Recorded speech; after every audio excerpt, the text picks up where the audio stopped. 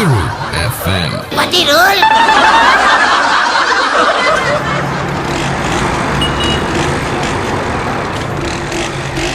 Hey, kowe motorcycle නවත්තලා මෙහෙන බලන්න. මෙහෙනවා.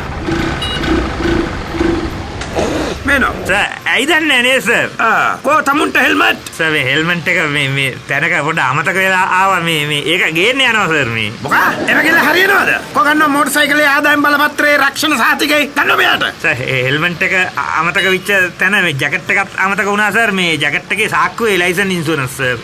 එහෙම කියලා හරියනවද මිනිහෝ? කෝ ගන්නවා මෙහාට තමුන්ගේ ඩ්‍රයිවිං ලයිසන් එක මට ගන්නවා. මේ ඒක මේ සර්. ගන්නවා එක්කට ගන්නවා.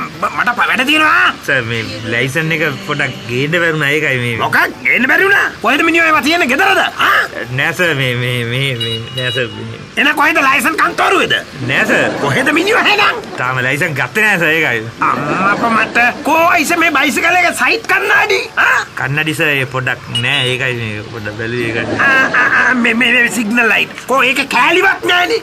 ඔව් සර් පොඩක් සිග්නල් මදි ඒකයි. සිග්නල් මදි? සිග්නල් මදි නෙමේ. සිග්නල් ලයිට් ඇත්තම නෑ. මේ පැටර්න් මූඩියට මොකද්ද මේ කෙහෙල් දඩ වල්ලක් ගාලා?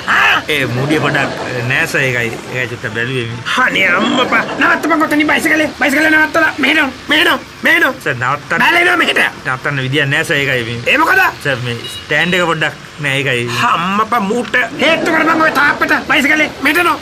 හරි සර් හේතු කළා සර් හරි. දැන් මෙහෙවරින් ඇවිත් මට කියපන් ඔය බයිසිකල් එක පැදගෙන ආවේ මම වෙලා උඹ රාලාමි වුණා නම් මොකද කියන්නේ? කියන්නේ සර්? ඔව්. කීයක්වත් නැද්ද බං අතේ සේප් එකක් දාලා දෙන්න? යකෝ මම අන්තිමට අහන්න හිටපු එක උඹ මුලින්ම ඇහුවනේ. බෝල.